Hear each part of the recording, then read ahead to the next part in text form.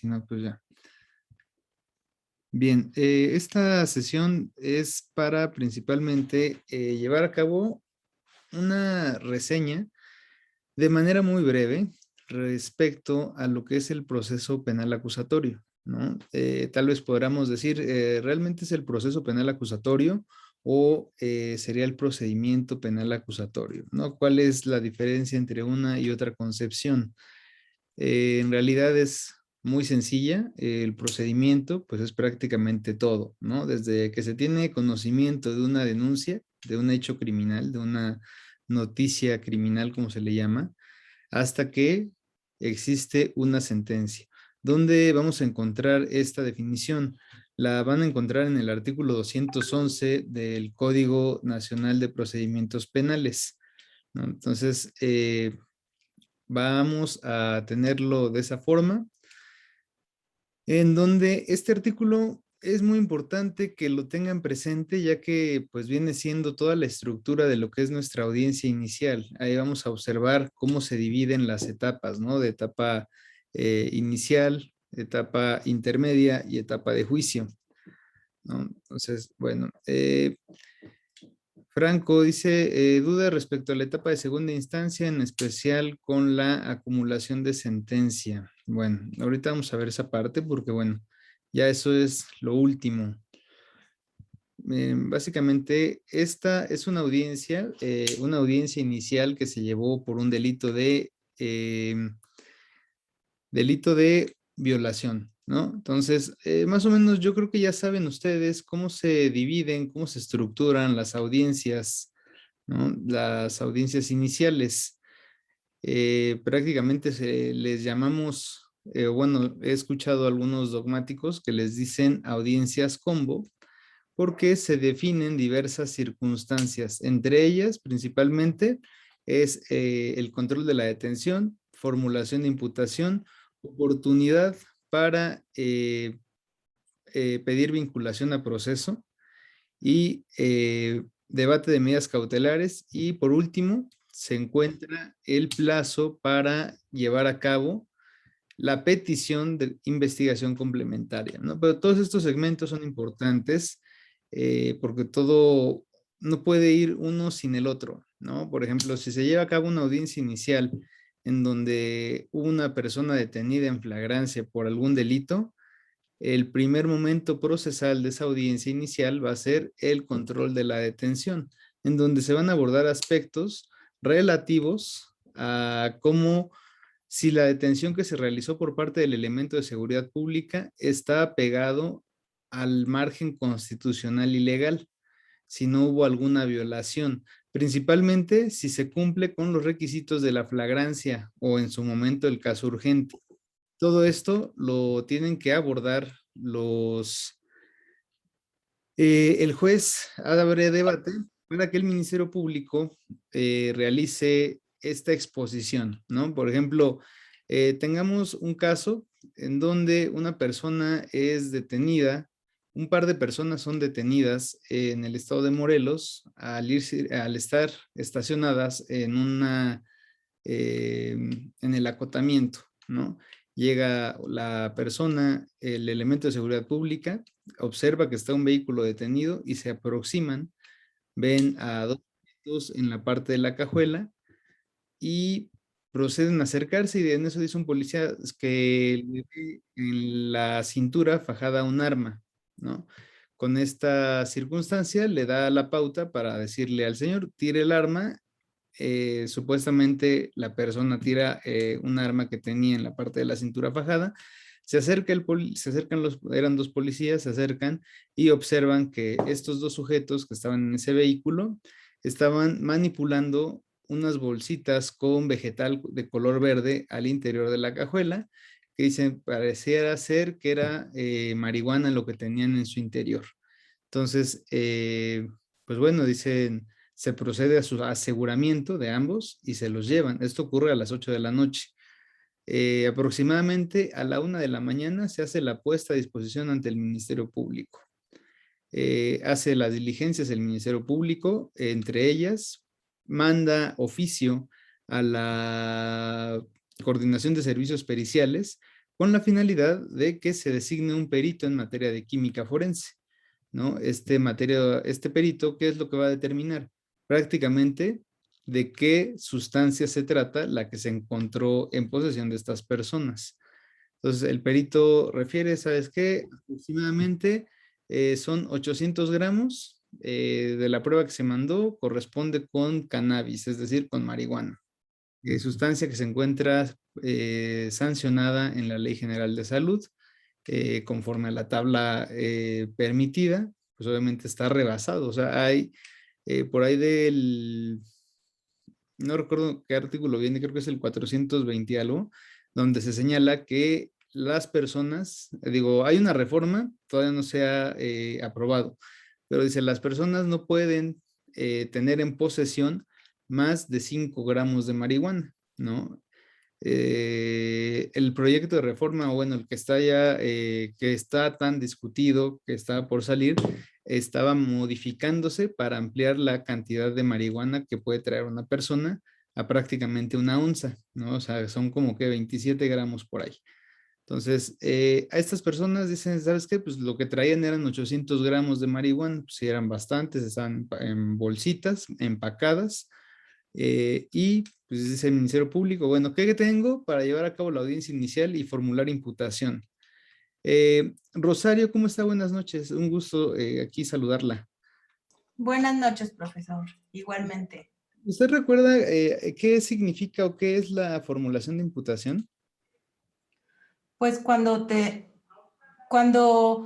el juez, bueno, no el juez, no, el Ministerio Público, pues hace una formulación para acusar a una persona, ¿no? O sea. Es muy sencillo. De hecho, hay palabras como un tanto redundantes en el código. Dice, la pregunta es, ¿qué es formular imputación? La respuesta la vamos a encontrar igualmente en el Código Nacional. Ahorita le digo, es por ahí del 300, a ver si es el 300.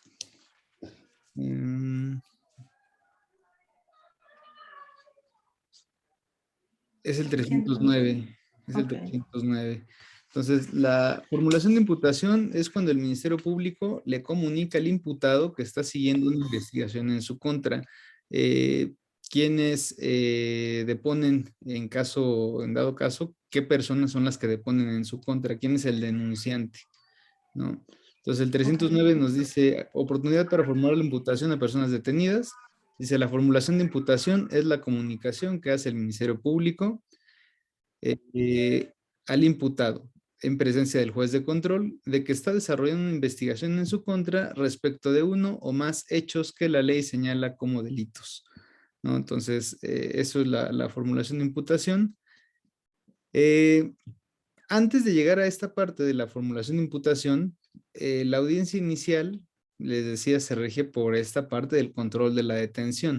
En el caso que les acabo de poner, este ejemplo donde digo, para quienes van llegando, está hablando de unos policías que detienen a dos sujetos, quienes se presume que estaban intercambiando unas bolsitas con vegetal en su interior, que una vez que les hacen el dictamen pericial en materia de química forense, sale que efectivamente era marihuana, que se trataba de 800 gramos y por lo tanto al rebasar los 5 gramos permitidos por persona son puestos a disposición del Ministerio Público.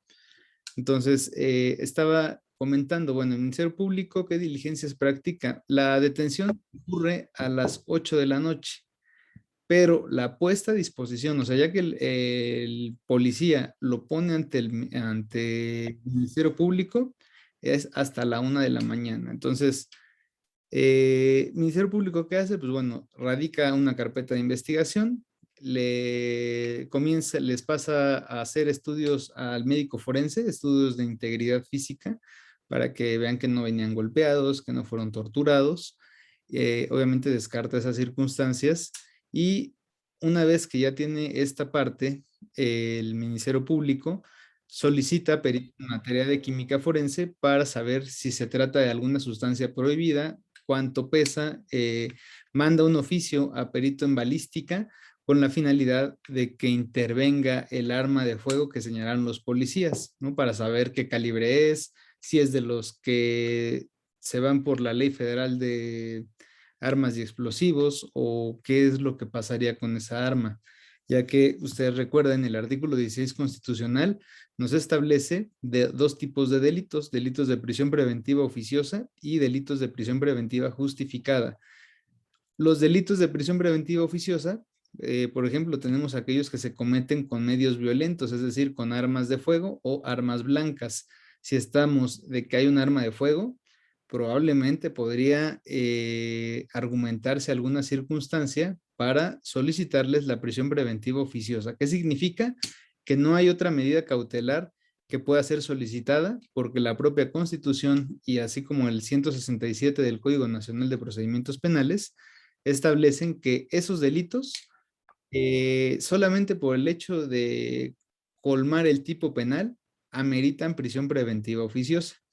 No es, por ejemplo, como si habláramos de una violencia familiar, ¿no? Llegamos a violencia familiar y una vez en una audiencia inicial, en cuanto se llegue al debate de medidas cautelares, se les puede solicitar al juez como medida cautelar, oye juez, solicito la presentación periódica quincenal de mi representado ante la unidad de medidas cautelares. Ello con la finalidad de garantizar su presencia durante todo el procedimiento o durante todo el proceso penal. Puede decir el juez, sí, adelante, es correcto, no hay ningún problema, que se presente de manera quincenal.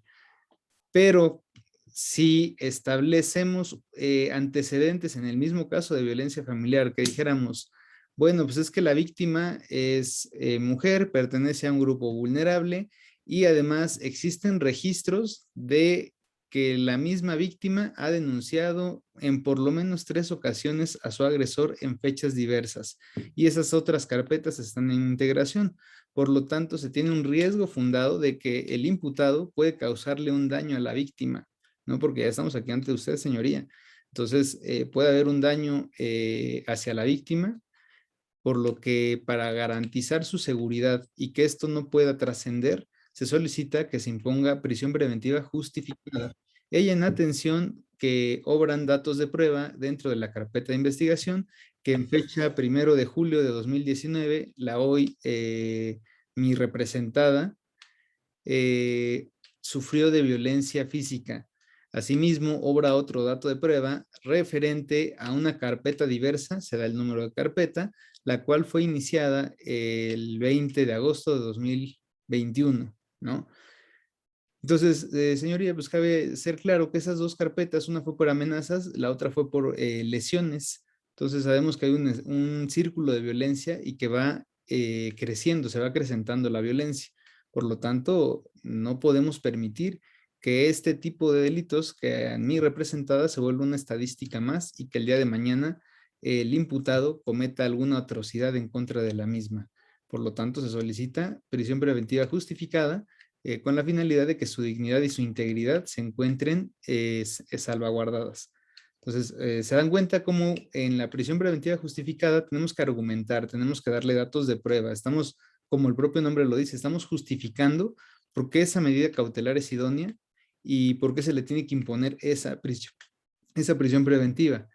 En cambio, cuando hablamos de prisión preventiva oficiosa, solamente basta invocar, señoría, estamos ante un delito de violación y este delito está contemplado en el artículo 19 constitucional, párrafo tercero, y en el 167 del Código del Enjuiciamiento Penal. Entonces, el juez de manera oficiosa decreta prisión preventiva para el imputado. O sea, no hay debate, no se hace nada. Hay algunos jueces que sí entran a debate, ¿no? Pero son pocos, regularmente se las imponen. Entonces, regresando un poco al tema del ejemplo que les estaba dando, donde hablamos de estas personas que son encontradas supuestamente con vegetal verde, el Ministerio Público ya cuenta, hace sus dictámenes. El dictamen de química forense dice sí, sí es marihuana y son aproximadamente 800 gramos. Posteriormente, el dictamen de balística, el perito señala, dice, ¿sabes qué? No hay como tal un arma de fuego, se trata de un arma de diábolos, de balines.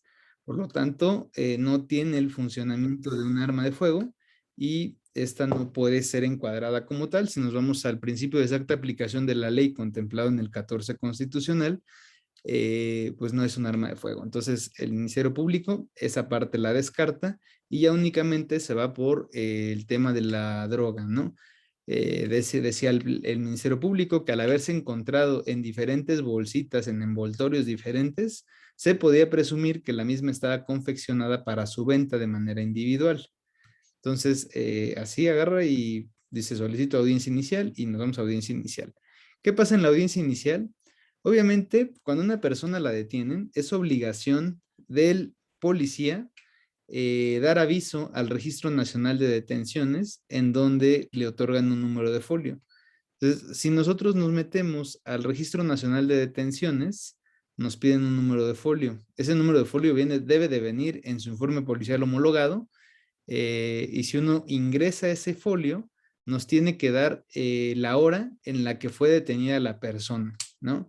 Entonces, en el caso que les comento, pues sí, se metía uno al registro y salía que la detención había sido a las 8 de la noche, ¿no? Por ejemplo, de un 12 de marzo de 2019. Pero la puesta a disposición fue hasta el 13 de marzo a la 1 de la mañana. Entonces, aquí lo que dice el juez de control, bueno, a ver, vamos a entrar a analizar el control de la detención. En control de la detención, Ministerio Público justifique si se actualiza la flagrancia para que usted haya tenido retenida a una persona o la haya tenido privada de su libertad. ¿Qué va a hacer el Ministerio Público en este primer segmento? Bien, señoría, pues bueno, quiero expresar que aproximadamente a las 8 de la noche, o sea, y repite el segmento de qué pasó al momento de cómo detuvieron a la persona, ¿no? O sea, eso que ya les dije es lo mismo que repite. Y dice, bueno, y por lo tanto, señoría, solicito que se califique de legal la detención, dado que el actuar de los policías o de los elementos de seguridad pública es conforme a derecho y se encuentra pegado a los protocolos policiales. En contraargumentación se le da el uso de la voz a la defensa y es cuando uno señala, a ver, su señoría, el Ministerio Público está faltando a su deber de lealtad, porque él señala que la actuación del policía se encuentra pegada al margen constitucional y a sus protocolos. Sin embargo, pierde de vista que la propia Constitución establece y manda y obliga a que toda persona que sea detenida debe de ser puesta de manera inmediata ante la autoridad competente. O sea, ¿y qué vamos a entender de manera inmediata? Pues tiene que ser de manera inmediata la de ya. Probablemente algunos dicen, ustedes dirán, y bueno, ¿y qué pasa si hay alguna dilación porque hubo tránsito, porque hubo un accidente en la carretera y no llegaban? Pues bueno, ahí se puede justificar la dilación, pero siempre y cuando, recuerden, todo va probado. O sea, no nada más desde que, ¿sabe qué? Pues había tránsito. No, señor, usted tiene que probar como elemento policial, si sabe que va tarde a poner a disposición un imputado, pues todo eso lo tiene que ir constatando, ya sea a través de un reporte que haya realizado a la autoridad competente, a sus superiores, etc., ¿no? Entonces, aquí se le dijo, a ver, señoría, el código es muy claro y la Constitución también, no hay esa inmediatez en la puesta a disposición, porque la persona, el policía, reportó la detención a las 8 de la noche. ¿Y qué hizo de las 8 de la noche a la 1 de la mañana? Lo desconocemos. ¿A dónde llevaron a mi representado durante ese lapso? ¿No? Estamos hablando de un lapso de aproximadamente 4 horas, un poquito más. Entonces no hay una inmediatez, máxime que el cuartel de la policía está al lado del Ministerio Público. Entonces, ¿por qué no los pusieron de manera inmediata a disposición del Ministerio Público? Hay una violación, hay una violación de derechos humanos y obviamente el elemento de seguridad pública no está actuando bajo esta normatividad. Y esto se corrobora con el Registro Nacional de Detenciones número tal, el cual al consultarlo en la página aparece que la detención surgió a las 8 de la noche y si lo corroboramos y concatenamos con el inicio de la carpeta de investigación que trae el Ministerio Público, este dice que se inició a la 1 de la mañana. Por lo tanto, la detención es ilegal porque violó estos términos para ser puesto a disposición de la autoridad. ¿Qué sucede? Digo, pues obviamente hubo una réplica para el Ministerio Público, dijo que no había dilación, que pues todo estaba conforme a derecho. Pues obviamente el juez de control dice, ¿sabes qué? Efectivamente, hay una dilación en la puesta a disposición, por lo tanto se decreta de ilegal la detención y en este momento se declara inmediatamente la libertad de estas dos personas porque hubo una dilación en la puesta a disposición. Entonces, pues ya salen, nos llevamos a las personas y pues bueno, seguimos, ¿no? ¿Qué fue lo que pasó ahí o qué faltó? Faltó que el juez de control se pronunciara respecto de la marihuana que supuestamente les encontraron. Hay algo que se le llama la teoría del fruto del árbol envenenado, ¿no? No sé si ustedes la han escuchado. ¿La han escuchado? ¿No? Sí, A ver, dígame más o menos de qué es lo que ha escuchado al respecto.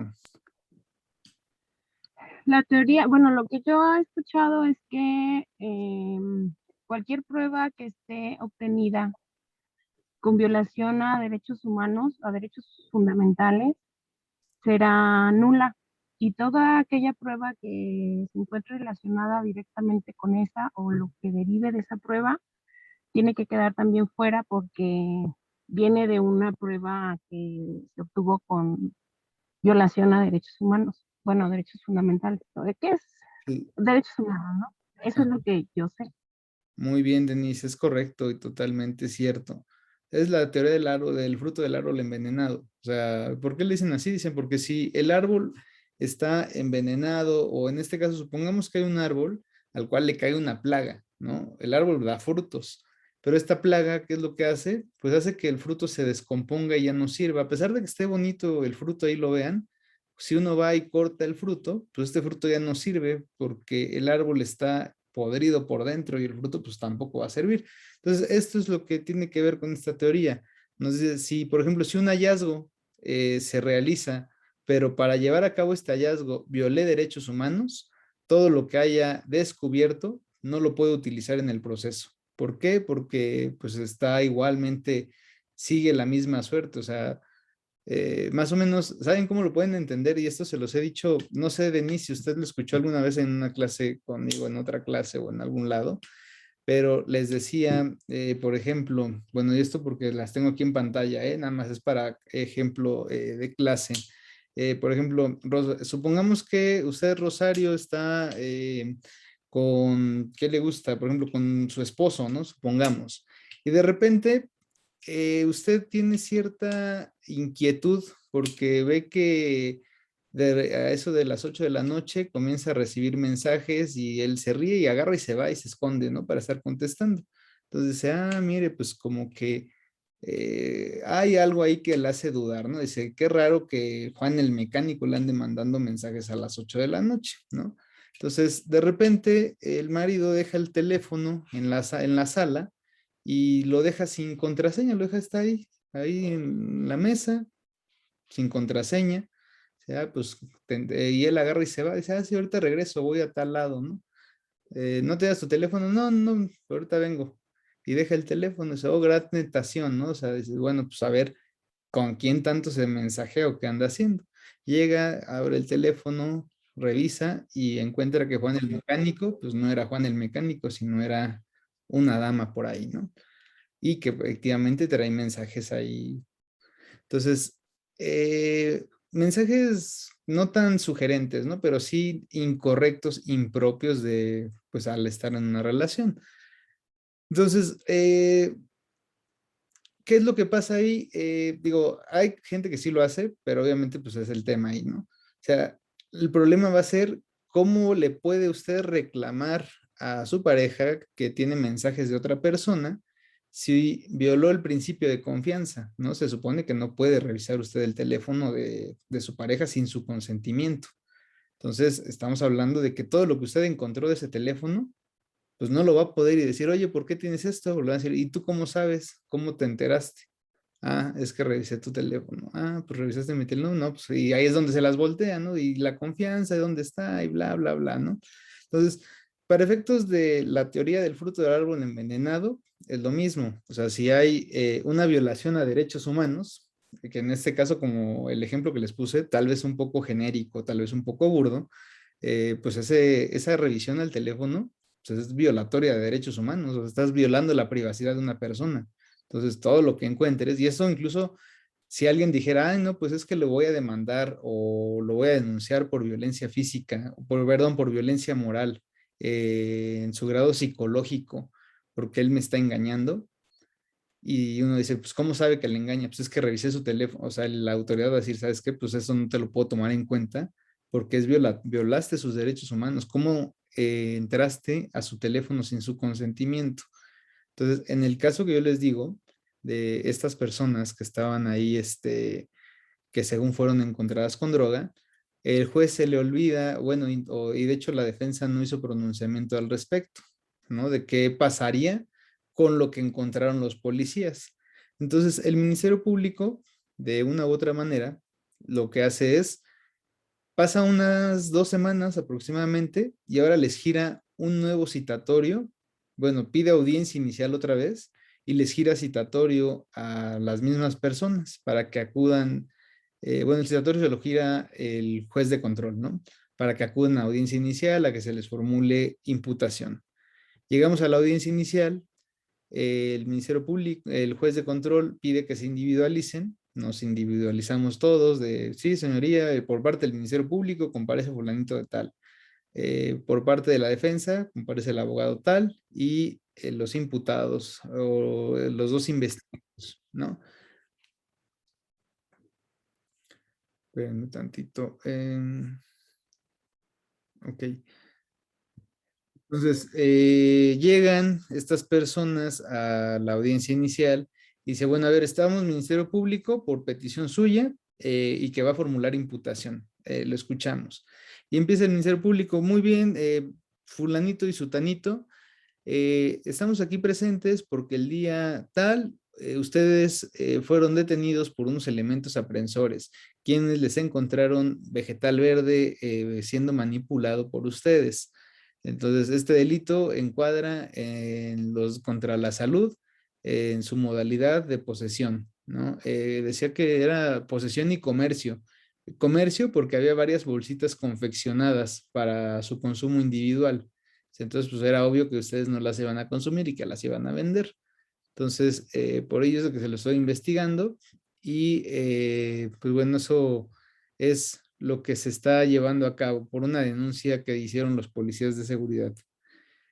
Eh, ¿Alguna precisión que quiera hacer la defensa? Y es importante porque algunas veces decimos, en la formulación de imputación, uno como defensa no contesta el cargo o no dice nada, simplemente escucha y puede hacer precisiones. Por ejemplo, que le diga, sí, señoría, respecto a lo que acaba de señalar el Ministerio Público, quiero que haga la precisión respecto al grado de participación de mis representados. Si ustedes escucharon bien, únicamente los policías llevan a cabo la detención de estas dos personas, pero solamente mencionan a una, ¿no? Que es la que dicen que traía el arma de fuego en la cintura, que estaba manipulando bolsitas, pero ¿y por qué detienen al otro sujeto que estaba al lado?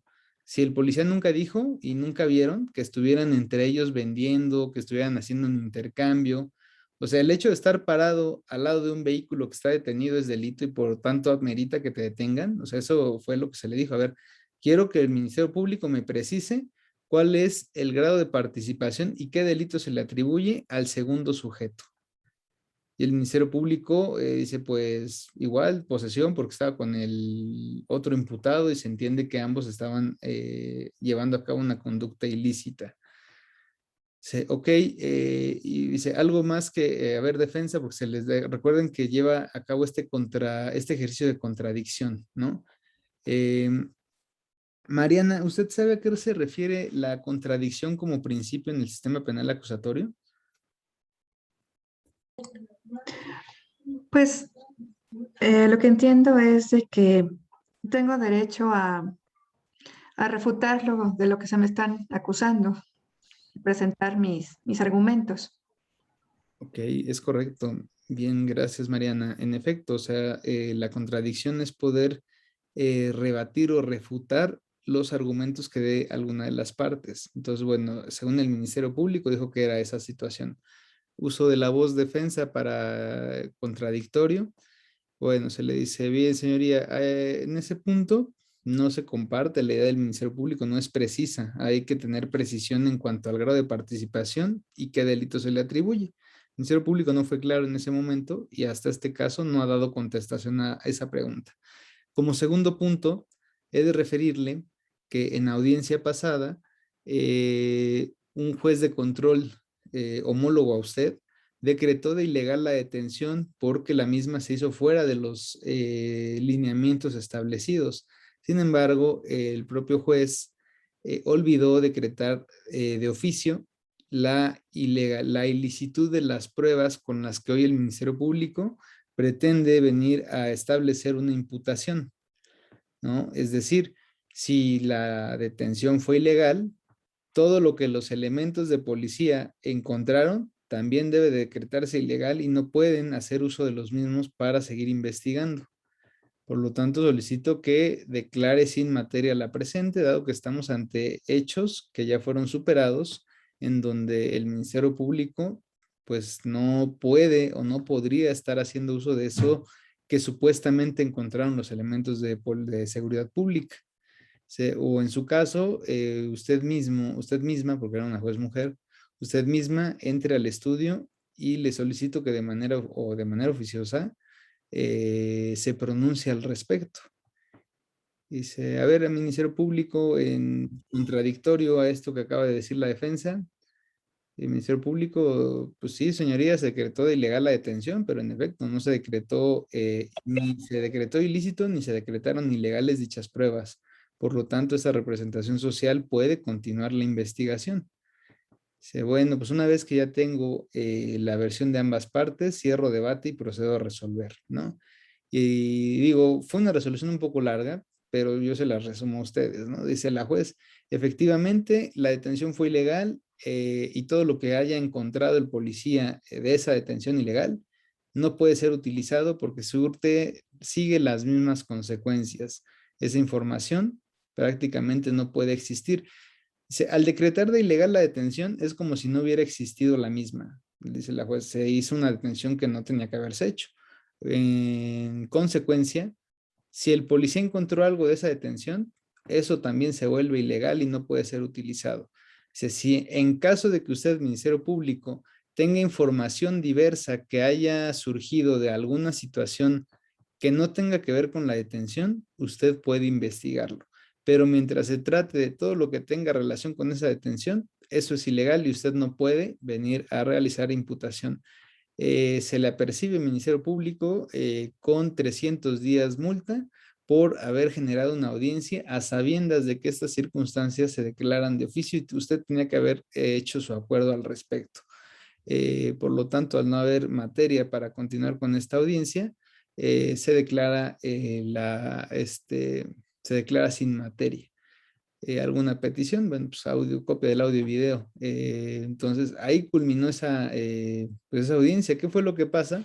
Pues prácticamente dejó al Ministerio Público pues ya sin nada para investigar. O sea, ¿qué va a investigar? O sea, todo eso que venían que la droga y que esas cosas, pues ya no se pueden utilizar, ¿no? Porque se declararon ilícitas por haber sido pues, obtenidas con violación a derechos humanos, derecho humano de ser puesto a disposición de manera inmediata ante una autoridad. Entonces, eso es lo que aconteció con esta parte, ¿no? Entonces, el asunto ahí terminó, el ministerio, incluso a la juez se le dijo, porque estaban, si ustedes recuerdan, les dije que había un vehículo, un taxi, ¿no? Donde supuestamente estaban llevando la conducta. El Ministerio Público quería someterlo a extinción de dominio del taxi, que porque decía que eran actos de comercio y de transporte de droga. Yo le dije en su momento, al contestar esa parte del transporte, le dije, a ver, señoría, el Ministerio Público habla de transporte de droga, pero hay una tesis de la Suprema Corte de Justicia en donde se señala que para que podamos hablar de transporte de narcóticos, se tiene que establecer un punto de partida, o sea, el punto inicial y el punto final. Por ejemplo, que las personas se les encontró boletos, ¿no? Que venían de Ciudad de México y que acaban de llegar y que iban a tal punto. Entonces, ahí hay un transporte, ¿no? Inician del punto A para terminar en el punto B.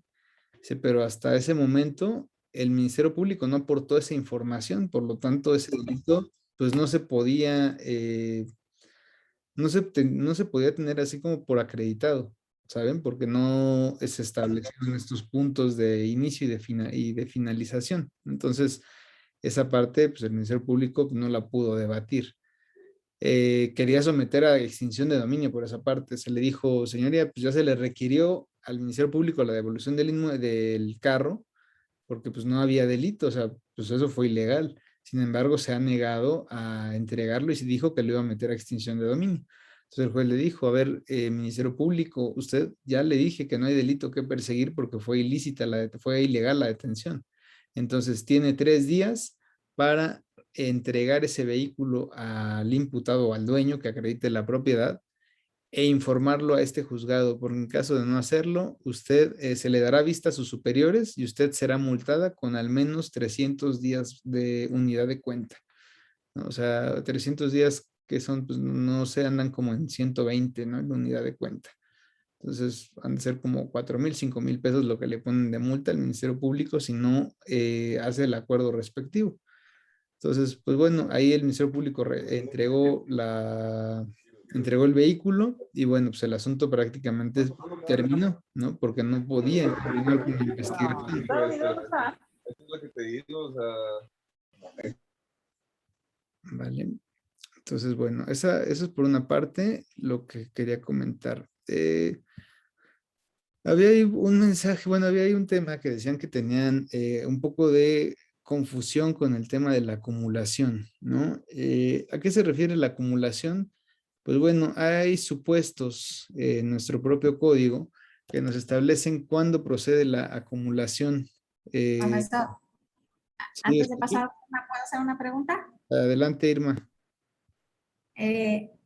Acerca del caso de Avieser en la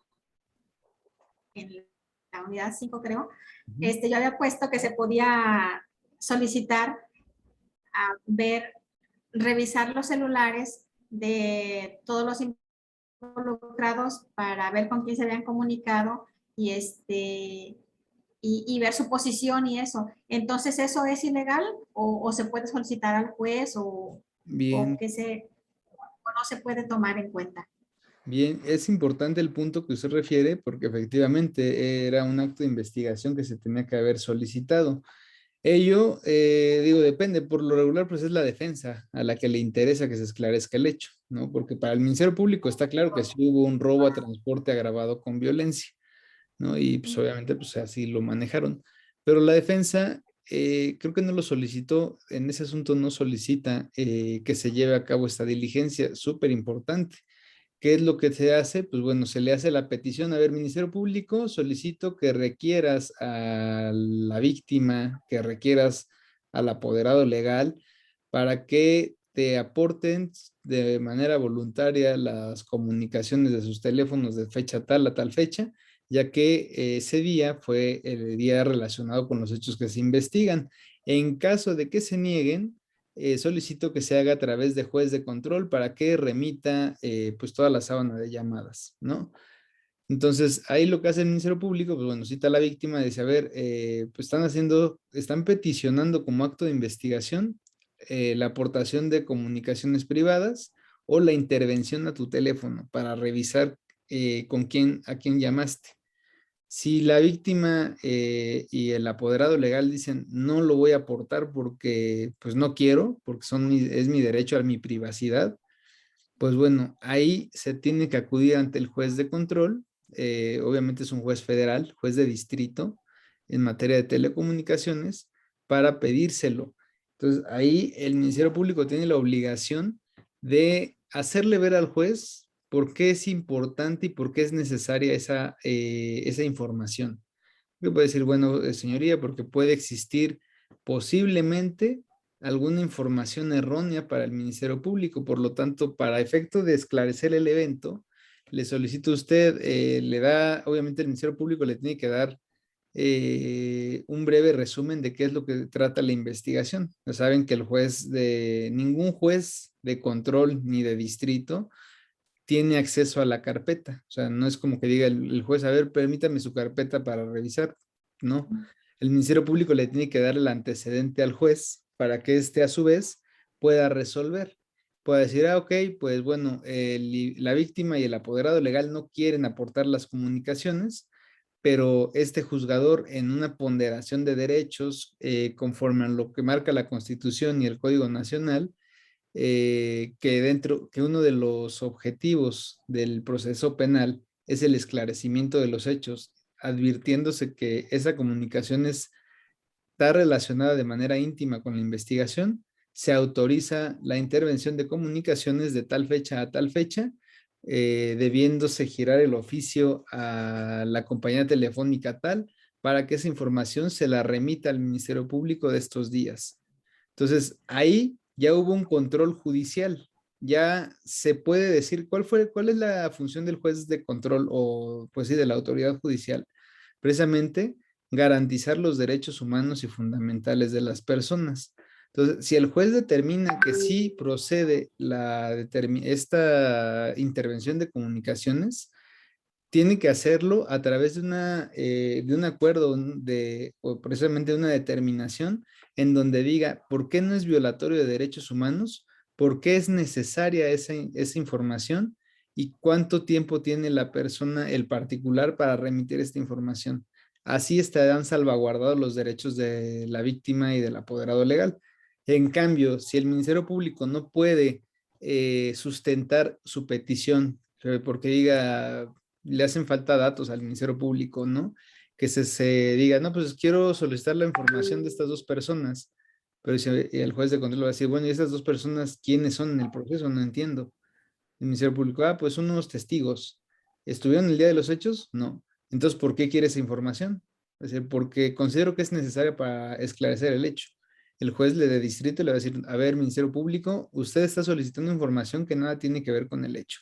Por lo tanto, se niega la petición y no se hace, y ya, o sea, prácticamente ahí estaría negando la petición del juez de control, el juez de distrito, porque no se pudo sustentar esta petición. Entonces, para que no se declare de ilícita una prueba, tiene que llevarse a cabo con todas estas formalidades que establece el código. Entonces, en materia de comunicaciones, eso era lo que tenía que haberse hecho. Si la víctima o el ofendido se oponen a que se haga un acto de investigación de esta manera, pues bueno, vamos ante el juez de control para que se haga de otra forma. Lo mismo sucede cuando dicen, es que hubo un accidente, no sé si ustedes recuerdan el accidente del BMW en Paseo de la Reforma, donde fallecen 4 personas, iba conduciendo el señor Salomón. Ahí el Ministerio Público ordena la toma de sangre del imputado para que se haga un análisis y se determine el grado de alcohol que éste tenía en la sangre al momento del evento. Llega el perito y observa que el imputado está detenido, está con custodia, pero pues prácticamente el detenido estaba en estado, como dicen los jóvenes, estaba podrido el chavo, ¿no? O sea, no despertaba, no reaccionaba. Entonces, y bueno, yo perito, ¿cómo le saco sangre si está inconsciente? Necesito que me firme la autorización para extraerle la sangre. Entonces, pues como no reacciona y está ahí todavía en estado de recuperación, regresa con el Ministerio Público el perito y le da un informe. Dice, ¿sabes qué? No le pude tomar la muestra de sangre porque el señor está dormido.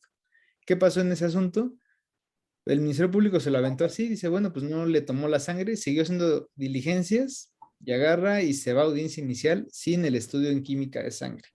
O sea, ¿eso qué pasa? Pues obviamente es un poco más difícil el asunto. ¿Cómo acreditas que la persona iba a estar en estado de ebriedad si no sabes ni siquiera cuánto grado de alcohol tenía en la sangre? ¿Qué era lo que tenía que haber hecho? Pues solicitar, obviamente, una orden ante juez de control para tutelar los derechos de la persona, decirle al juez de control, ¿sabes qué? Pues el señor está inconsciente, no puede dar su consentimiento, sin embargo, se le nombra a un defensor de oficio para que en esa audiencia se le exponga al juez. Juez de control, es necesaria la toma de muestra porque estamos ante un hecho ilícito donde fallecieron 4 personas a causa de un accidente automovilístico, donde se presume hay un dictamen en medicina forense, el cual establece que el señor presenta aliento alcohólico, pero el aliento alcohólico no es lo mismo de un estado de ebriedad. O sea, yo puedo oler alcohol, pero no necesariamente estoy en estado de ebriedad. Por ejemplo, me tomo, no sé, un tequila o 2 tequilas tal vez, voy a oler alcohol, pero no quiere decir que estoy en estado de ebriedad. para establecer o señalar o determinar el estado de ebriedad, tengo que saber cuánto grado de alcohol hay en mi sangre y ya de ahí voy a determinarlo. Hay una tesis igual que dice que, ¿qué entendemos por estado de ebriedad o estado de embriaguez? Más o menos dice que se puede entender cuando una persona se ve afectada en sus funciones psicomotrices porque no responde de una manera adecuada, ¿no? Pero bueno, más o menos por ahí va el tema de la pregunta. No sé, Irma, si tenga algún comentario adicional. Su micrófono está apagado. Lo mismo aplica del otro lado hacia los indiciados, ¿no? Es lo mismo, ajá, para ambos. De hecho, el de Salomón, él era imputado en ese caso. En el caso de Abdiaser, hablábamos de la víctima y de un apoderado legal. Entonces, es lo mismo. Recuerden que estamos en un proceso penal donde debe de imperar también la igualdad entre partes, ¿no? Lo mismo. Ok, gracias. No de que, bueno, eso por una parte. A ver.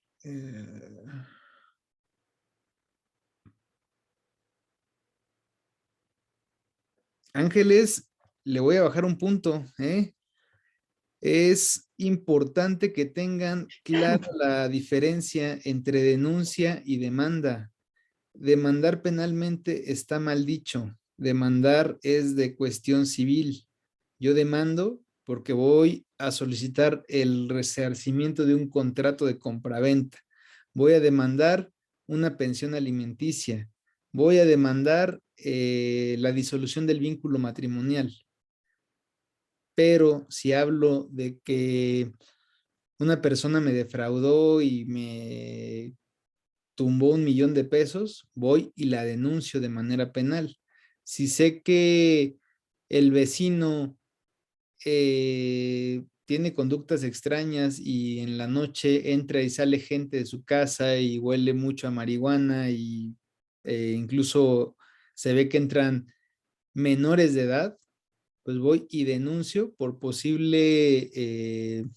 delitos contra la salud y posiblemente corrupción de menores, ¿no? Entonces, la cuestión penal es denuncia o querella. Para la cuestión civil es demanda.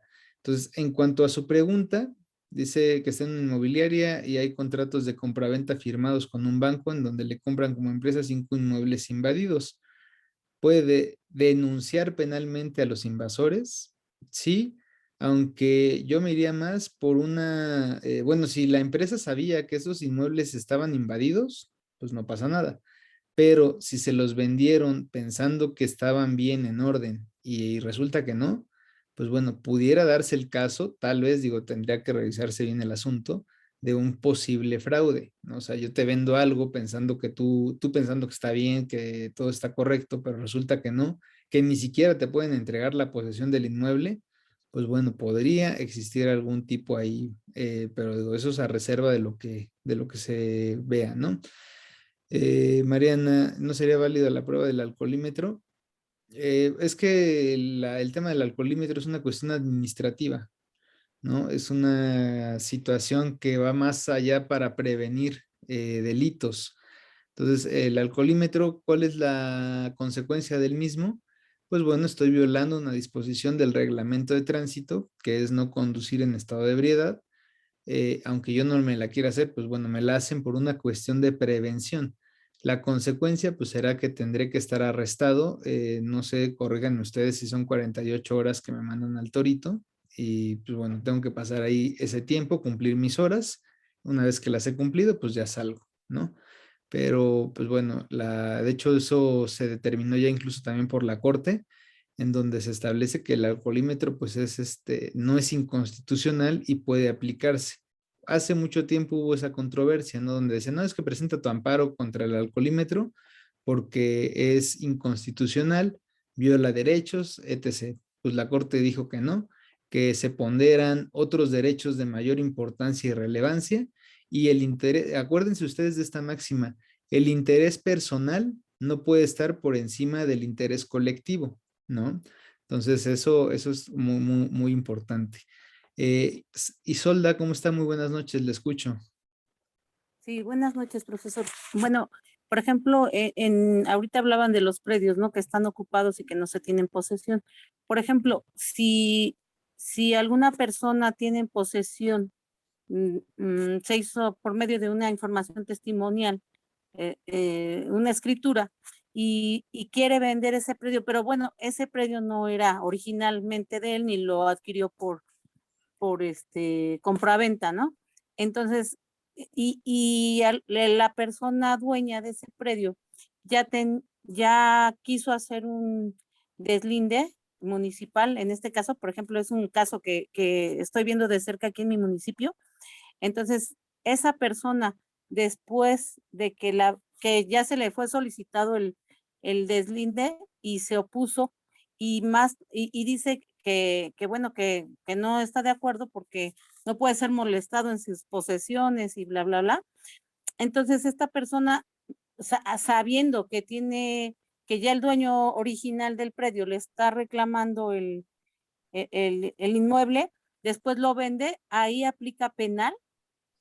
Podría darse un fraude, tendría que revisarse bien los documentos, porque acuérdense que una persona no puede, o sea, si está comprometida, digo, más o menos entiendo de la siguiente manera, o sea, la persona tiene un inmueble, se supone que ya la había, no sé, vendido a una persona y después la vende a otra persona, pues obviamente ahí se da el delito de fraude, pero hay que revisar bien la cuestión de la propiedad, si el mismo, no sé si estaba en el Estado de México, si se encontraba inscrito ante el IFREM, o si la posesión o esa propiedad, el origen es de cuestión ejidal. O sea, hay que revisar muchas cuestiones porque luego no necesariamente todo se va al ámbito penal. Primero hay que revisar una cuestión, pues ahora sí que sería un tanto administrativa, ya sea civil o agraria por cuestión de, de los ejidos, para poder entrar a una materia penal. Para un tema de inmuebles, es importante que el mismo se encuentre registrado ante la autoridad catastral de la que se trate, ya sea, por ejemplo, en Ciudad de México, lo que es el registro público de la propiedad, lo que es el Estado de México, este Instituto de la Función Registral del Estado de México, el IFREM, y sus homólogos en las diferentes entidades. Si no está inscrito el inmueble ante estos institutos o estos registros públicos de la propiedad, prácticamente no podríamos hablar de un delito en materia penal, porque recuerden, y esto que les digo es de clases de civil. A ver usted misma, ¿qué se requiere para que un inmueble surte efectos contra terceros? Usted pueda poner derechos contra terceros. Pues sobre todo acreditar la propiedad, ¿no? En primera instancia. Sí, pero no necesariamente, porque yo puedo tener un inmueble y tener boletas prediales a mi nombre, pero eso no quiere decir que pues yo Que tenga sea mío. derecho, que yo tenga derecho sobre el inmueble. Claro. Bueno, sería presentar la escritura, ¿no? Aparte de ello, porque Sería si la escritura, y aquí viene la respuesta implícita, ¿no? Si la escritura no está registrada ante la oficina catastral de la entidad en la que se encuentre, pues prácticamente no surte efectos. Puede llegar, imagínense usted, dice, yo tengo la escritura del inmueble, pero llega otra persona más viva y dice, ¿sabes qué? Yo sé que este inmueble no está inscrito, agarro y yo lo inscribo, voy y hago mis trámites, inscribo el inmueble a mi nombre. Y usted después llega y dice, oiga, pues yo quiero inscribirme, aquí está mi escritura, le va a decir, ¿sabe qué? Pues le metemos a decirle que su inmueble ya está registrado a nombre de otra persona y su escritura pues sí está muy bien, pero pues a mí el que me hace efectos jurídicos es el que está inscrito. Entonces, hay que tener mucho cuidado con esos temas. Eso se los digo porque apenas recientemente un cliente llegó con nosotros en donde dijo, ¿sabe qué? Yo traigo denunció, el señor denuncia despojo de un inmueble de aproximadamente 2,000 metros cuadrados y le mandan al archivo su expediente, su carpeta. Y dice, no, es que no hicieron nada y pues no me quieren ayudar y todos están en mi contra y las personas que se metieron a invadir mi terreno seguramente dieron dinero para que no hicieran nada ahí en la agencia del Ministerio Público, que esto es importante que también lo sepan. Hay personas, regularmente el cliente siempre va a llegar con una versión de los hechos, ¿no? Pero muchas veces, pues esa versión no es cierto o le hacen falta cosas. O sea, al cliente hay que creerle, yo creo que el 40% de lo que nos viene a decir, ¿no?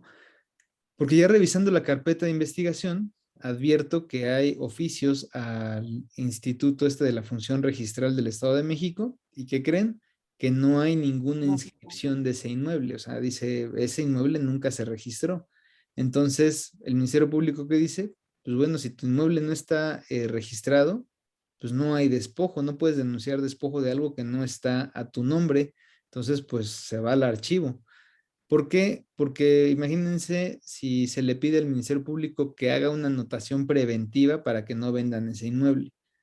Pues va a decir, a ver, Ifrem, haz una anotación preventiva sobre este inmueble. ¿Qué le va a contestar el Ifrem? Sí la hago, pero dame el número de folio con el que está inscrito.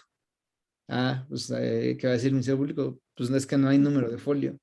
El Ifrem le va a dar risa, va a decir, pues está bien, ¿no? O sea, para que yo pueda asegurarte un folio, pues necesito el número de folio y si no está el folio, pues no se puede hacer nada.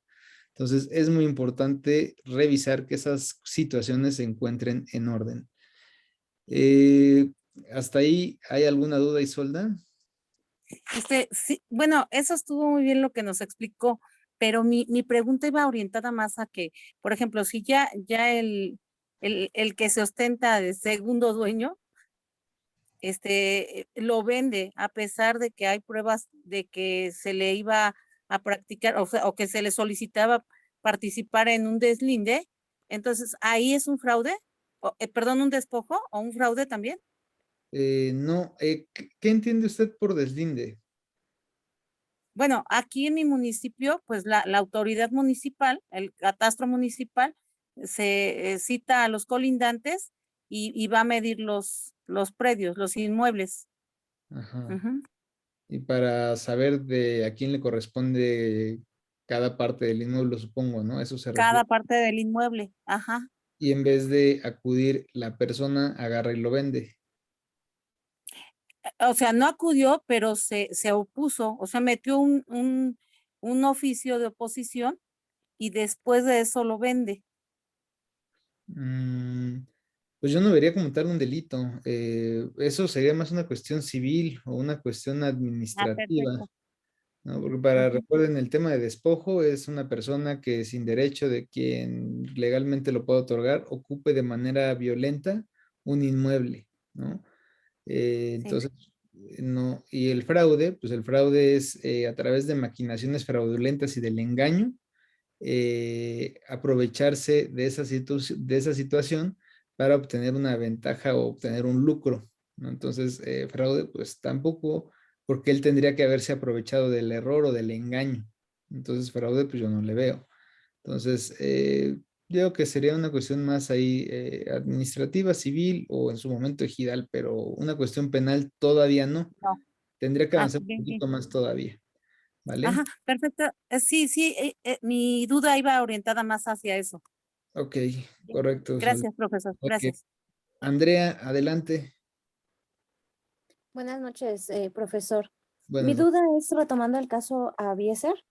Ajá. No recuerdo exactamente el artículo del Código Nacional de Procedimientos, pero en uno decía que en el caso de que, por ejemplo, yo en el ejercicio de la unidad 7, pues estaba relacionándolo con la teoría del caso del defendido Valentín, bueno, yo era su defensora, ¿no? En la Ujú. postura de la pregunta número 2 que nos hizo, ¿qué postura tendríamos? Como su defensora. Por ejemplo, si yo fuera, en este caso, ahora sí que de asesora jurídica gratuita, bueno, de las que son gratuitas, digámoslo así, que no Pública. Ajá. está dada por el ministerio, y yo no quisiera hacer la diligencia que comentaba la compañera Rosario de analizar las llamadas telefónicas o el teléfono como tal, pero el acusado, siendo que es inocente, según él, insiste, por ejemplo, en la audiencia inicial, en decir que sí, que él es inocente y que requiere hacer esa diligencia. ¿Es posible que él mismo lo pueda pedir o a fuerzas lo tengo que pedir yo como su defensora de oficio? Ay, ya me hizo tantito bolas, me dijo primero que era asesora y luego defensa. ¿Cómo? Perdón, defensa, porque en ese caso le era el imputado, Valentín. O sea, usted como defensa quiere recabar la información relativa a la comunicación que sostuvo la víctima y el apoderado legal. Usted dice, bueno, ¿y qué pasa si se niegan? No entiendo qué dice, si el apoderado legal y la víctima se niegan y no quieren dar sus teléfonos. No, ¿Qué, bueno, qué puede hacer usted o cómo va la pregunta? perdón, sí, voy de nuevo. Yo soy defensa de oficio Ajá. y pues yo no quiero hacer nada, yo no quiero trabajar. Ah, ya. Ajá. Y entonces, en este caso, el imputado, él cree, bueno, es inocente Y y él alguien me dentro quiere del penal le dijeron, oye, ¿sabes qué? Pues yo soy también, estoy aquí por otro delito, yo te recomiendo que hagas esto porque tu abogado no está trabajando, ¿no? Más o menos por ahí, ¿verdad? exacto, eso. Ajá, ¿qué puede hacer ahí el imputado o qué haría en este caso? Bien, buena pregunta. Aquí hay de dos. El imputado lo puede solicitar de manera personal, él lo puede señalar, puede pedirlo y además puede solicitarle al juez de control que le nombre un nuevo defensor de oficio porque el que tiene no ha practicado y no ha realizado nada en su favor. Y además, algo adicional, que se le dé vista al, ¿cómo se le llama? Al titular o al encargado de la Defensoría de Oficio para que le inicien procedimiento por posible delito de abogado patrono, ¿no? En donde hay un artículo por ahí, y eso pues depende de cada código penal, de cada entidad, pero hay uno que dice, si el defensor no hace nada más que nombrarse en un asunto y deja en perjuicio de los derechos del imputado, se comete ese delito, ¿no? De abogados patrones. Entonces, pues ahora sí que yo casi no me ha tocado ver algún tema donde el defensor no quiera hacer su trabajo, porque les digo, eso representa responsabilidad penal. Pero en caso de que llegue a pasar, el imputado lo puede hacer de propio derecho y digo, aparte de señalar las responsabilidades en las que pueda incurrir la persona que el profesionista, pseudo profesionista, ¿no? Sí, Vale. sí, Bien. profesor, gracias. No, de que usted. Sharon, ¿cómo está? Muy buena noche, adelante. Hola, profesor. Buenas noches.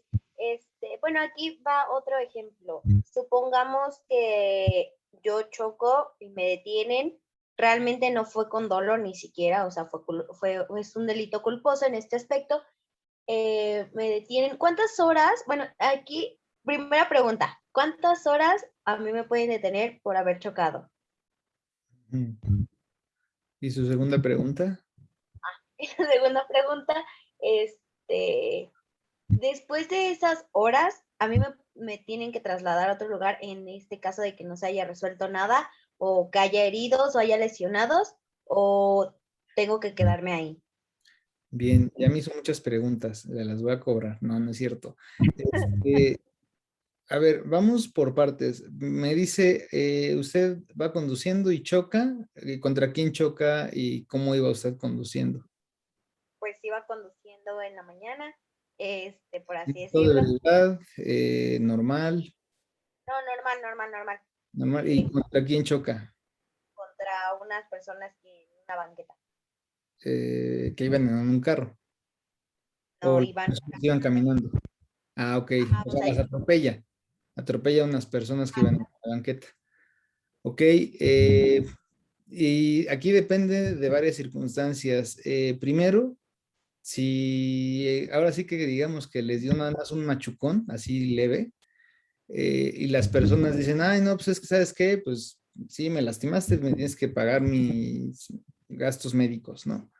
Te dicen, ay, ni te pegué tanto, nada más así fue, medio te aventé. Entonces, ahí tiene que ver primero, ¿hay seguro o no hay seguro? Si hay seguro, pues hay que esperar a que llegue el seguro y que el seguro les pague si tuvo realmente la culpa, ¿no? Y ahí es una cuestión administrativa. Pero si la atropellada o la machucada de las personas fue de cierta manera en las cual, pues obviamente la persona ya no se puede levantar y está así tirada en el piso y dice que no siente las piernas o este tipo de circunstancias, pues entonces ahí se le tiene que llamar a la policía, a una patrulla, para que lo pongan a disposición a la persona que chocó. ahí tendría 48, obviamente pues llegan y las detienen por flagrancia, lo que se le llamaba flagrancia equiparada, a petición de la víctima. Es decir, la persona que está tirada, no, pues es que esa persona me atropelló y pues miren, no siento las piernas, no puedo caminar, quiero que me trasladen al servicio médico para que me valoren. Entonces, trasladan a la persona que choca, al conductor, lo trasladan al Ministerio Público, el cual va a tener 48 horas para allegarse de los elementos suficientes. ¿Por qué delito? Pues obviamente ahí es por lesiones, ¿no? Tienen que esperar a revisar qué valoración le da el médico a la víctima para de ahí proceder. Si estuviéramos en Ciudad de México y el perito determina que las lesiones que presenta la víctima tardan en sanar menos de 15 días, pues bueno, el Ministerio Público decretaría la inmediata libertad de la persona y el no ejercicio en esa carpeta de investigación, porque las lesiones que tardan en sanar menos de 15 días no son constitutivas de delito. Pero si, por ejemplo, digamos, no, pues el médico ya la valoró y dijo, ¿sabes qué? Presenta alteración en su función para caminar porque ya no va a poder caminar, pues bueno, la persona se va a tener que quedar 48 horas y en su momento será trasladada, una vez que se agoten las 48 horas, será trasladada a reclusorio o a centro penitenciario para que lleve su audiencia inicial por el delito de lesiones en la fracción que establece pérdida de una función psicomotriz. Entonces, pues ya llevaría ahí su audiencia inicial. Habría que ver si el atropellamiento fue doloso o fue culposo, porque eso pues obviamente va agravando las penas. Si fue doloso, pues obviamente la pena va a ser mayor, pero si fue porque, no sé, la persona iba en el teléfono y no se dio cuenta, pues bueno, eso es culposo y la penalidad puede ser menor. En audiencia inicial, digo, pues yo solicitaría una suspensión condicional del proceso, reparo el daño, establezco condiciones, por ejemplo, que el imputado se presente a cursos de manejo, o bien que se abstenga de manejar durante tanto tiempo, eh, que se integre a programas sociales en beneficio de la comunidad, entre otros más, ¿no? Y con eso podría dar por concluido pues el proceso. El tema ahí es reparación del daño, a ver cuánto se cuantifica. Imagínense que digan, no, pues es 1 millón de pesos de reparación del daño. Y si la persona no lo tiene, pues bueno, el proceso tendrá que seguir. Ahí se solicitaría, por ejemplo, cambio de medida cautelar, que no se imponga prisión preventiva justificada, que se le imponga presentación periódica, la exhibición de una garantía o fianza que garantice la reparación del daño. Digo, hay muchas cuestiones que hay que ver, pero en este supuesto, pues eso sería en cuanto a los términos, ¿no? El Ministerio Público solamente puede retener a una persona por 48 horas y una vez que llega ante el juez puede resolver en 72 horas o en 144 horas la situación jurídica del imputado. No sé si le haya quedado claro, Sharon, o hay alguna duda adicional. No, eso es todo acerca de ese caso. Ahora, hablando de otro caso, ahorita estoy tomando la clase de delitos especiales y aquí el profesor nos comentó algo sobre el MP y nos hizo hacer como una guía, por así decirlo. Es que no recuerdo exactamente el nombre y ahorita es lo que estaba yo buscando, el documento que nos mandó, pero es como un guión que el MP hace para presentarlo en la primera audiencia, en la audiencia inicial. Pauta. O sea, Se le llama pauta. ¿una qué? Una pauta. Ah, esa, la pauta. O sea, cómo se realiza o qué es lo que realmente tendría que llevar toda esa pauta? Bien, ustedes deben de conocer, y digo, esto va para todos, qué bueno que toca el punto porque era lo que quería abordar el día de hoy, pero pues ya ven ustedes, el tiempo vuela y pues digo, ya vamos a la hora. Para que se pueda hacer una pauta, es importante tener en cuenta la teoría del caso, ¿no? Establecer una teoría del caso, la cual se fija desde el momento en que se tiene conocimiento del hecho delictivo, y la teoría del caso va integrada o conformada por 3 aspectos: el aspecto fáctico, el aspecto jurídico y el aspecto probatorio. El aspecto fáctico es establecer qué fue lo que pasó, ¿no? Que, por ejemplo, que el día 19 de marzo de 2018, el señor Gibran estuvo con la menor de identidad reservada IDG, quien se encontraba en estado de ebriedad, y al no poder resistir la conducta, el señor Gibran decide imponerle la cópula sin que ésta pudiera resistirla por el estado de ebriedad en el que se encontraba. Que en diversas ocasiones ella le dijo que parara porque le dolía, es lo que recuerda, y él no paró y la penetró por espacio de 5 minutos. Dicha conducta, ese es aspecto fáctico, dice, dicha conducta se encuentra prevista y sancionada en los artículos 174, 175 del Código Penal para el Distrito Federal. Ese es el aspecto jurídico. Estamos hablando en dónde se encuentra tipificada la conducta. Y esta se sustenta, vamos al aspecto probatorio. Con la entrevista de la denunciante IDG, se sustenta con el dictamen en materia de psicología que se le practicó a la menor, el cual establece que presenta afectación psicoemocional, así como con el dictamen en materia de medicina forense, que establece que la menor presenta un desgarro en el área conforme a las manecillas del reloj, un desgarro en la parte de la vagina, en la horquilla de la vagina, ¿no? Entonces, ahí tenemos los tres aspectos: jurídico, el aspecto fáctico, jurídico y probatorio. Para hacer una pauta para una audiencia inicial, requerimos establecer esta cuestión de la teoría del caso. Tengo que saber a qué voy a mi audiencia inicial. Primero, pues obviamente tengo que iniciar con la formulación de imputación, ¿no? Esta comunicación que le voy a hacer al imputado. Posteriormente, hagan de cuenta que la pauta es el guión de mi audiencia, es qué voy a hacer. Y miren, y para efecto, me permito ponerles este fragmento de esta audiencia, que es pues prácticamente una audiencia de violación, ¿no? En la Ciudad de México, siendo las 10 horas con 30 minutos del día 16 de noviembre del año 2019, nos encontramos presentes en la sala de oralidad número 5 con sede en Autor La Vista para celebrar la audiencia inicial para la formulación de imputación derivada del cumplimiento de una orden de aprehensión ordenado en la carpeta judicial 012 diagonal 0112 diagonal 2019-OA, instruida en contra del imputado Francisco Gibran Sirnes Gasca por el hecho que la ley señala como el delito de violación agravada. Audiencia que quedará grabada en audio y video en el sistema de unidad administrativa correspondiente. Asimismo, se hace el conocimiento que habrán de permanecer de manera respetuosa y en silencio. También queda estrictamente prohibido ingresar a la sala con cualquier instrumento o dispositivo que permita grabar audio o video, así como con teléfonos celulares. De hacerlo, se les apercibirá o en su caso se les retirará de la sala con fundamento en los artículos 58 y 355 del Código Nacional de Procedimientos Penales. Por último, se requiere a todos los presentes ponerse pie para recibir al honorable juez, licenciado Federico Mosco González, quien presidirá esta audiencia. Buenos días a todos. Buenos días. Muchas gracias por su atención. Tomen asiento.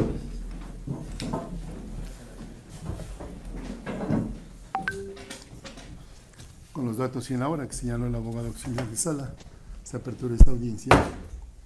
Para fines de registro, solicito a quienes vayan a intervenir se identifiquen. Adelante, por favor. Hola, señoría, buenos días. El licenciado Roberto Giovanni Fuentes Gómez, agente del Ministerio Público. Bueno, aquí obviamente viene la identificación de las partes, ¿no? Ministerio Público, asesoría jurídica, imputado y su defensa. En esta audiencia yo recuerdo que la defensa no había impuesta de autos, por lo cual pide un receso para que pueda analizar la carpeta. Creo que pide 30 minutos. Entonces, lo voy a adelantar un poquito. Los Estados Unidos mexicanos, como en el Código Nacional.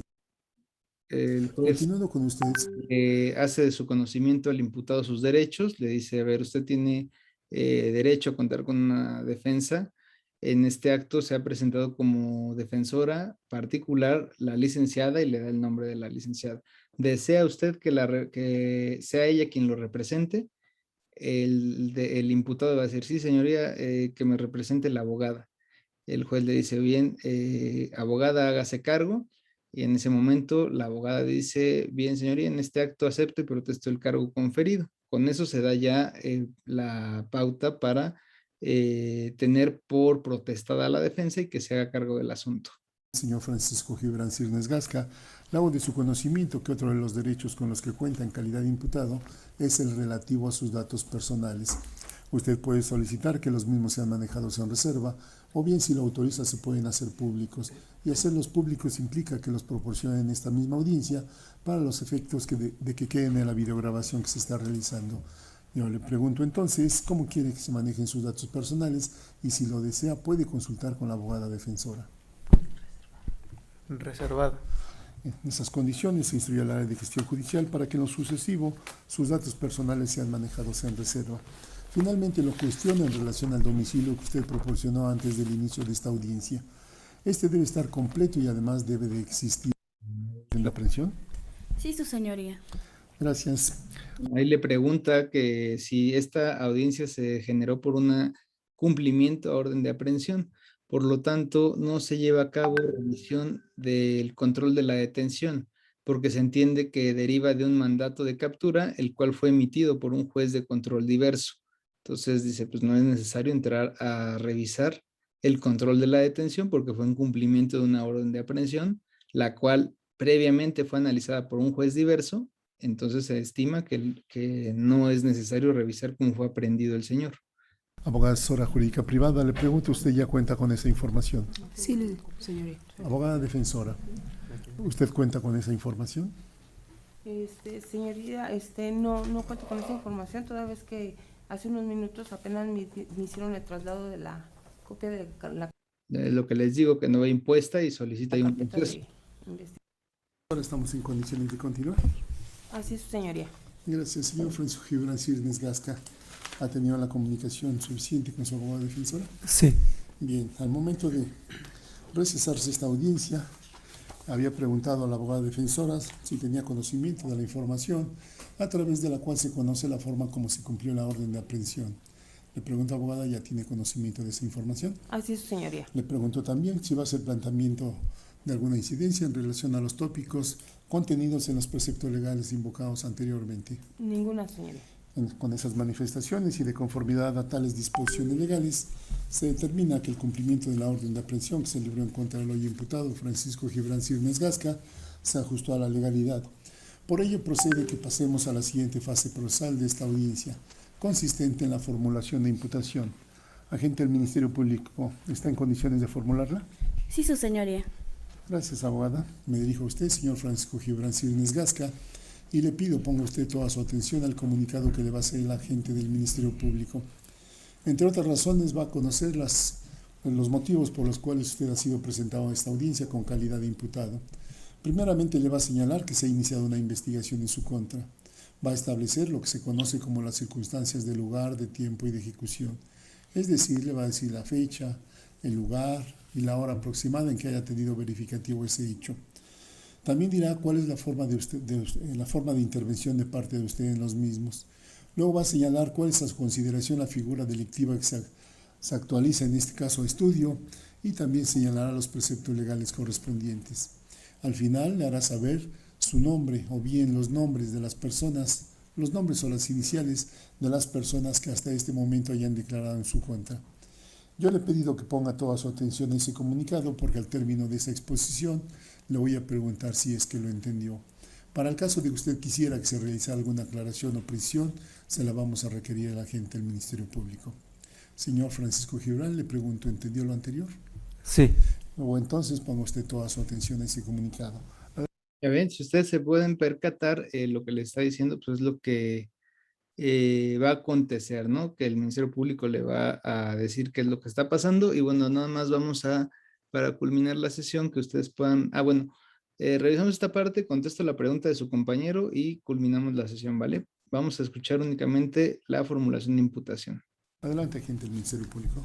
Y su señoría, señor Francisco Gibran Cirnes Gasca, esta fiscalía le hace de su conocimiento que se lleva una investigación en su contra toda vez que en fecha 13 de mayo de 2018, aproximadamente a las 2:30 horas, al encontrarse dentro de un vehículo particular de la marca Nissan tipo Versa con placas de circulación 732 ZPG de esta ciudad, así en compañía de lo que es la Viviana Elizabeth González Gutiérrez y la menor de iniciales IDG, usted, señor Francisco Gibran Cirnes Gasca, le impuso la cópula vía vaginal sin que ella pudiera resistir el hecho, me refiero a la menor, al encontrarse bajo los efectos del alcohol.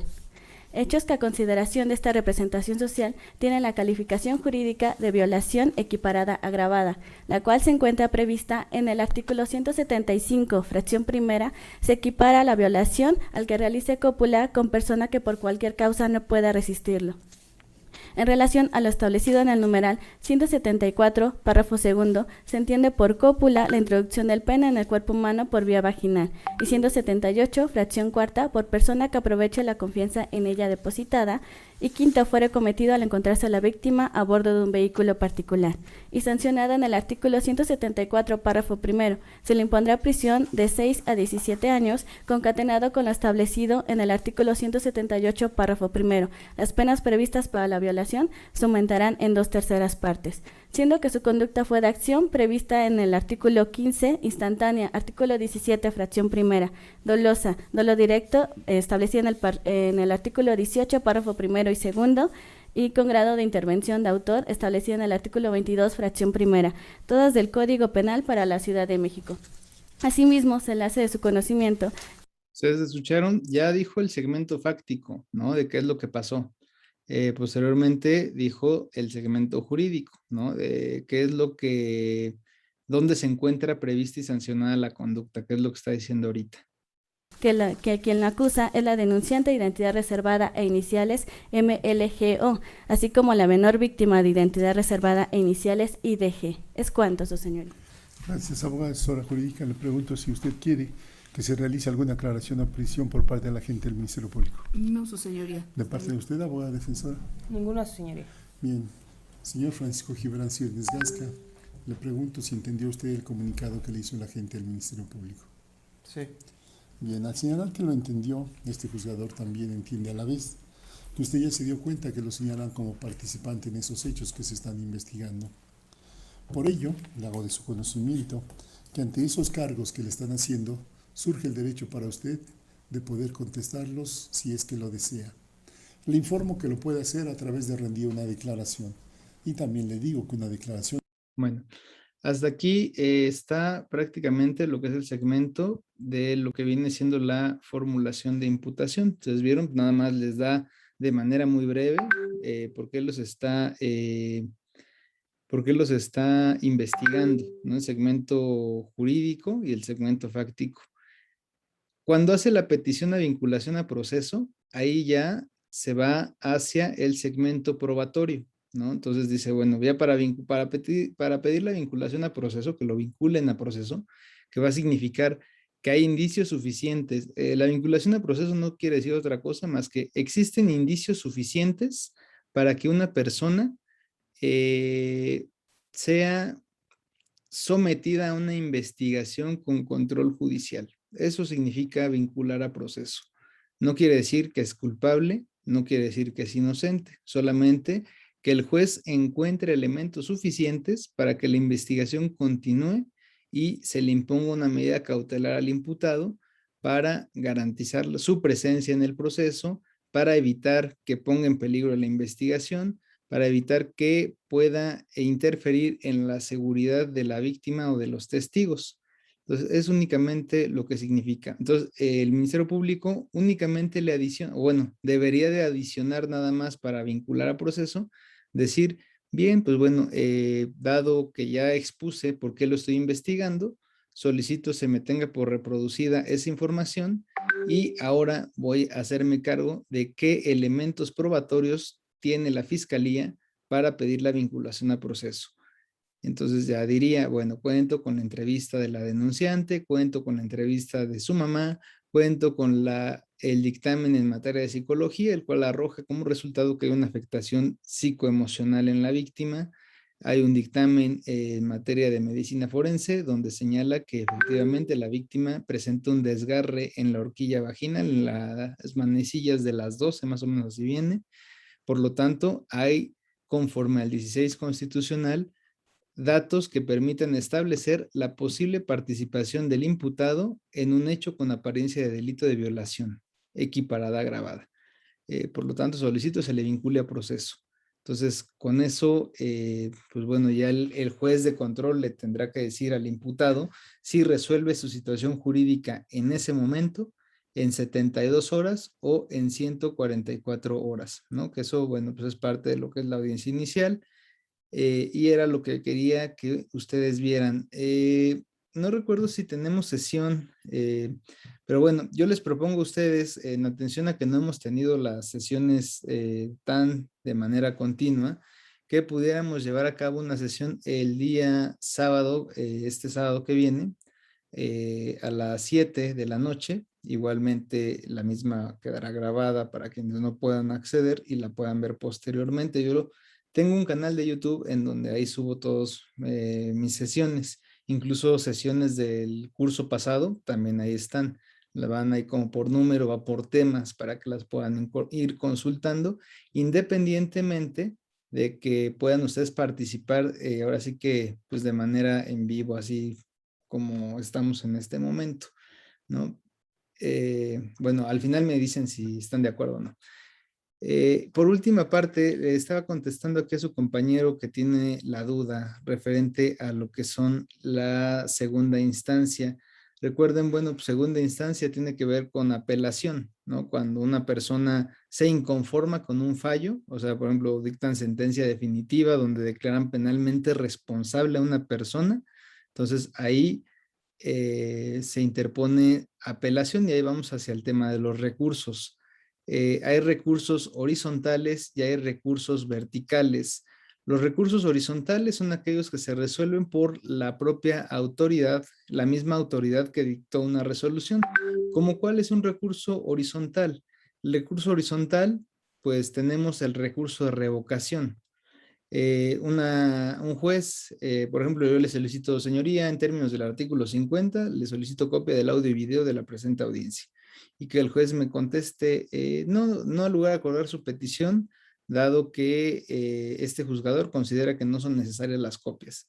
Entonces, en ese momento se le dice, señoría, en este acto interpongo el recurso de revocación, dado que su resolución que acaba de dictar respecto de estas copias está infundada, no está motivada, no cumple con los requisitos del artículo 14 y 16 constitucional y son necesarias estas copias para esta defensa, ya que requiere analizar lo que ha acontecido en esta audiencia. Es un ejemplo, porque casi siempre las dan, ¿no? Entonces, ahí el juez es el mismo juez el que va a resolver. Dice, muy bien, una vez que ha escuchado su argumento, este juez procede a revocar su resolución de negarle las copias y se le autorizan las mismas, ¿no? Esa es la finalidad de revocación. El recurso de revocación procede contra resoluciones de mero trámite, ¿no? Si ustedes ven este ejemplo que yo les di, no ameritó debate, ¿no? No se le dijo, bueno, a ver, Ministerio Público, ¿usted qué opina? ¿Le doy las copias o no le doy las copias? O sea, ese tipo de peticiones que no ameritan debate son de mero trámite. Entonces, contra esas resoluciones procede el recurso de revocación. Términos para interponerlo. Tenemos que interponer el recurso de revocación. Si es en audiencia oral donde se genera el agravio, tengo como término hasta antes de que culmine la audiencia. Si terminó la audiencia y no interpuse mi recurso de revocación, prácticamente ya perdí ese derecho y ya no puedo interponer ese recurso. Asimismo, cuando se trata de resoluciones por escrito, ahí tengo 2 días para presentar el recurso de revocación. Por ejemplo, hace algunos días yo solicité la devolución de un inmueble que se está llevando a cabo una investigación en Coyoacán, pero ahí prácticamente ya hay peritajes en donde señalan que la persona que murió en ese inmueble falleció de un infarto, una causa natural. Sin embargo, el Ministerio Público no ha querido regresar el inmueble. Esto pasó en enero de este año. Solicité la audiencia hace 2 semanas. Se la solicito conforme al Código Nacional, el artículo 111. Y me dice el juez, me contesta por escrito, me dice, no ha lugar a acordar su petición de audiencia porque usted está pidiendo audiencia conforme omisiones del Ministerio Público, las cuales se encuentran previstas en el 258 del Código Nacional, pero usted no me dijo a mi juez cuál omisión fue la que incurrió el Ministerio Público. Por lo tanto, al no saber de qué se trata la omisión, no puedo señalarle fecha. Entonces, le interpongo recurso de revocación y le digo, a ver, señoría, en ningún momento esta asesoría jurídica peticionó una audiencia conforme al 258. El 258 es respecto de omisiones del Ministerio Público. Dije, si usted revisa de manera minuciosa mi escrito, yo se las pedí en términos del artículo 111. El artículo 111 señala que las partes podrán solicitarle al órgano jurisdiccional en cualquier etapa del procedimiento la restitución de bienes siempre y cuando haya elementos suficientes para decretarlos o para que las cosas vuelvan al estado previo antes de la comisión del delito. Entonces, ¿qué le estoy diciendo al juez? Tú me estás resolviendo otra cosa que yo no te pedí, revoca tu determinación y dicta una nueva en donde tomes en cuenta lo que yo te estoy pidiendo. Entonces, pues prácticamente eso, estoy esperando, eso lo presenté apenas el día, creo que fue el viernes era el último día para presentarla, la presenté y me tendrán que estar notificando por ahí del martes o del miércoles la respuesta. Entonces, bueno, esa es la revocación, es horizontal porque es el mismo juez. ¿Cuándo se vuelve un recurso vertical? Cuando lo resuelve una autoridad de superior jerárquica, una autoridad que tiene un grado superior jerárquico, es la que lo va a resolver. Ahí hablamos de recursos horizontales, como lo es el caso de la apelación. Cuando yo interpongo el recurso de apelación, lo tengo que hacer ante el juez que dictó la resolución que me causa un agravio. Por ejemplo, en etapa intermedia hablamos de exclusión de pruebas. El juez de control decide excluirme una prueba porque me dice que esa prueba es sobreabundante, ya que ya llevo 3 testigos que van a hablar de lo mismo. Y el juez dice, te desecho, no te admito uno de los datos, uno de los medios de prueba. Entonces, al final yo le interpongo conforme al código, le digo que solicito el registro e interpongo el recurso de apelación. Ese recurso de apelación se lo interpongo ante el mismo juez, pero ese juez tendrá la obligación de remitir esas constancias a una sala penal, en donde un magistrado o los 3 magistrados que componen la sala van a estudiar el caso y van a decidir si confirman, si revocan o modifican ese acuerdo, esa determinación del juez de control. Lo mismo sucede con una sentencia definitiva. Sentencia definitiva tiene que ser apelada. O sea, la parte que le cause el agravio a la sentencia va a buscar interponer el recurso de apelación para que la sala penal estudie el caso y decida si confirma la resolución, es decir, que no tiene razón el apelante, si la modifica porque dice, bueno, modifico la resolución porque en vez de darle 10 años le tenía que haber dado 12 años, o en vez de haberle dado 20 años, le tengo que dar 10 años. Entonces ahí está modificando. Y revoca, que es lo que muchas veces nosotros buscamos, es porque dice, no tiene el juez de enjuiciamiento, no valoró estas pruebas, por lo tanto revoco su sentencia y declaro la libertad de la persona porque no es penalmente responsable, ¿no? Entonces son esos 3 supuestos que abarcan en cuestión de segunda instancia. Rosario, ¿quiere comentar algo? Sí, es que tengo una pregunta importante ahí cuando ya está en la segunda instancia, en una apelación, aproximadamente, ¿qué tiempo se llevan los magistrados? Son 3, dijo, ¿no? Ajá, en resolver el asunto. Sí, aproximadamente, o sea, ¿qué tiempo se llevaría el magistrado en resolver el asunto? Depende, o sea, si estamos hablando de una sentencia definitiva, se llegan a tardar hasta 8 meses, se pueden tardar 9 meses, o sea, esos son como los términos aproximados, sí se tardan bastante para resolver un asunto. Si el asunto es complejo, pues sí se pueden ir pues un poquito más, ¿no? Por ejemplo, por ahí de marzo, a una persona la vinculan a proceso por supuestamente haber abusado sexualmente de 2 menores de edad. Presentamos un recurso de apelación contra el auto de vinculación a proceso, marzo, señalando que no se habían valorado unas pruebas, que había estado mal el auto de vinculación que dictó el juez.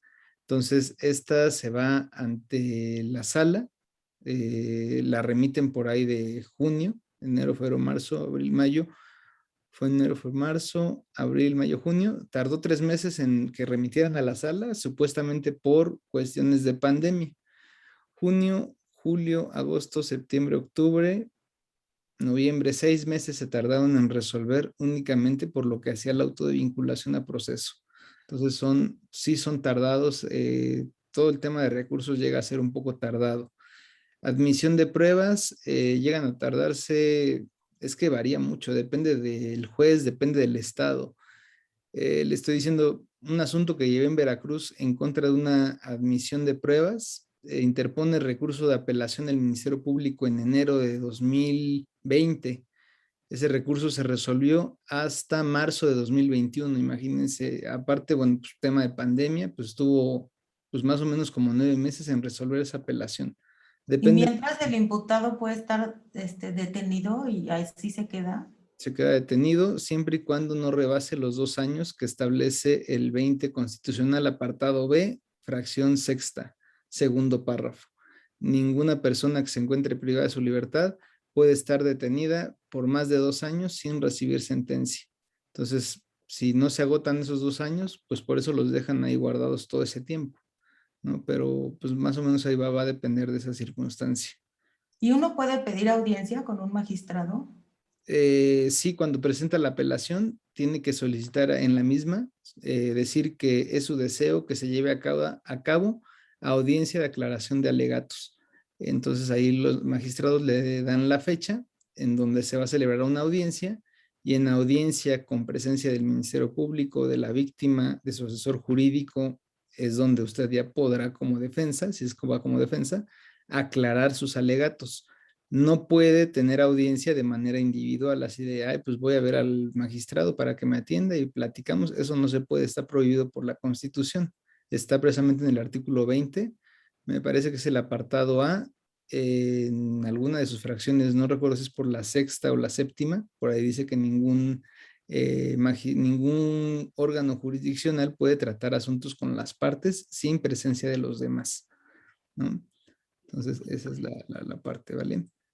Gracias. No, de qué. Bien, bueno, están de acuerdo con lo de la clase que viene, bien. Y únicamente me hacía falta una pregunta que hizo aquí su compañero Franco respecto a la acumulación. Acumulación de sentencia tiene que ver más, yo creo, con una acumulación, pero de procesos, ¿no? Para que no exista una sentencia en sentido contrario, yo como parte solicito que un proceso se acumule a otro. Esto tiene que ser hasta antes del auto de apertura a juicio, siempre que exista identidad de las partes, ¿no? Que la víctima sea la misma, que el imputado sea la misma.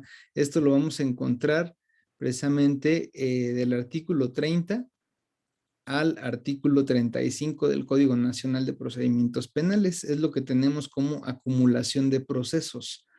Tiene que haber, por ejemplo, si hay concurso de delitos, si se investigan delitos conexos, en los casos donde el autor se trate del mismo autor de un delito, o se trate de un mismo delito cometido en agravio de diversas personas. Término para decretar la acumulación hasta antes de que se dicte auto de apertura a juicio.